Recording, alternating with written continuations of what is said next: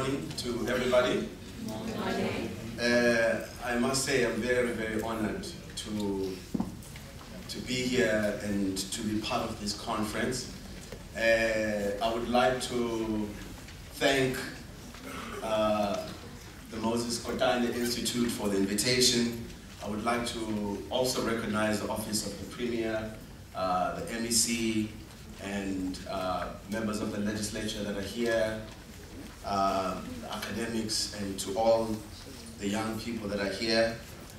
And I would like us to give a round of applause to the CEO, Prof.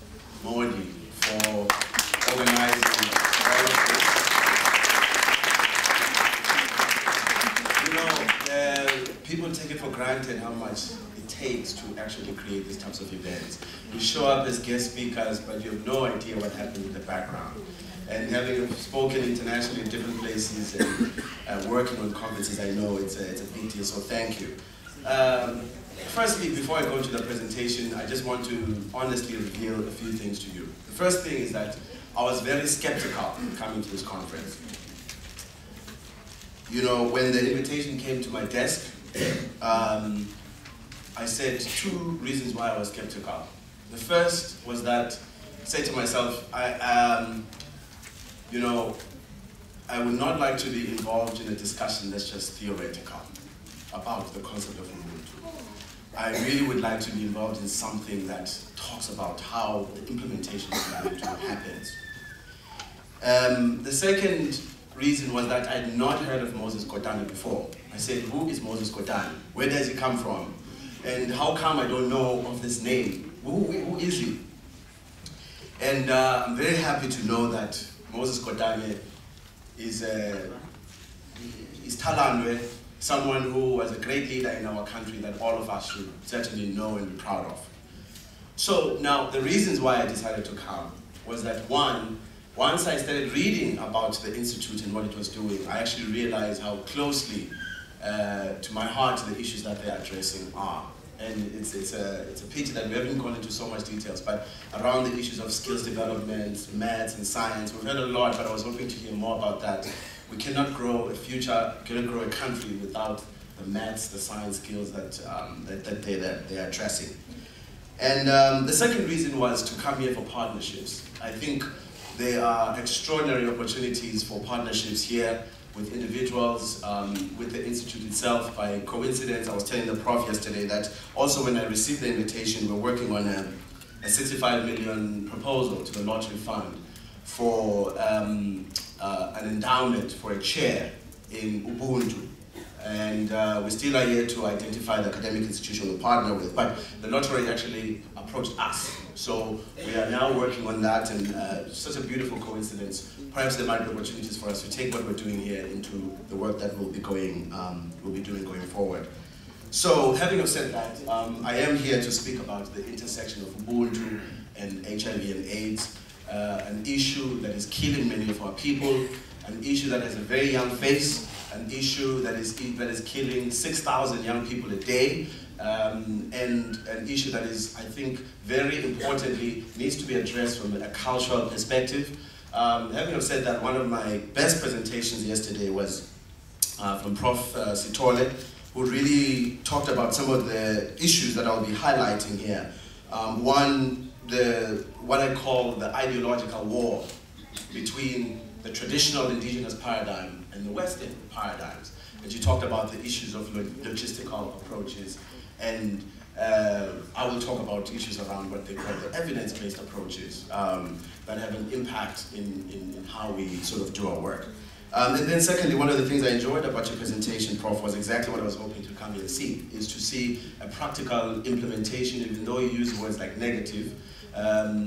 It's very important to have the critical analysis of where and how things are being challenged and how we can move forward. For me, that's very important. As a speaker here that responded to Ms. Ndlalose about the legislature and taking it up on Monday, those are practical things. Those are the things that we would like to see going forward. But having said that, let me properly introduce the Ubuntu Institute quickly, and then I'll go into this really wonderful research that we did. And I would like to ask for some help if you don't mind. Yeah. Okay, so you would like to print it and read it off so that I can face you, but it's okay. Let me go into it. So the Ubuntu Institute, first of all, this is sort of an index of how the presentation will go. I'll go briefly just talk about the Ubuntu Institute, and then I'll talk about this SADC research that we conducted in 4 countries, and then I will conclude. The first thing about the Ubuntu Institute is that the Ubuntu Institute is a leading social enterprise in Southern Africa, and essentially we're looking at applying the concept of Ubuntu in achieving 5 of the UN Millennium Development Goals. Those are HIV/AIDS, gender and women empowerment, economic development, environmental sustainability, and education. We have a regional footprint. We work mostly in South Africa, Swaziland, Botswana, Lesotho, Zambia, Namibia, Mozambique, Malawi, and Zimbabwe. We have a governance structure with a regional board, and some of our largest donors include the Ford Foundation and the Kellogg Foundation.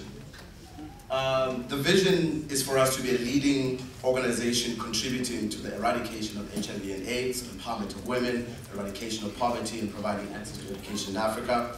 And the mission is to achieve our vision through the use of African cultural values, heritage, and indigenous knowledge systems. And ultimately, the Ubuntu Institute would like to see an African continent that is free from poverty, an African continent free from HIV/AIDS and violence against women, an African continent where traditional leadership drives social change and sustainable development, and a world that benefits from African indigenous knowledge systems, and a world that treats its systems with dignity and respect. Some of our current programs, first one, HIV/AIDS, is focused largely on the goal of lowering and reducing the HIV/AIDS incidence levels in Southern Africa. And our key focus is on working with traditional and cultural leaders to address the social, cultural aspects, behavioral aspects to HIV and AIDS. And largely we work with what we call the 3-in-1 group, with traditional leaders, your independent church groups, your Shembles, your Zionists, and traditional healers, who are largely marginalized in the fight against HIV and AIDS, and I'll talk about this in my research.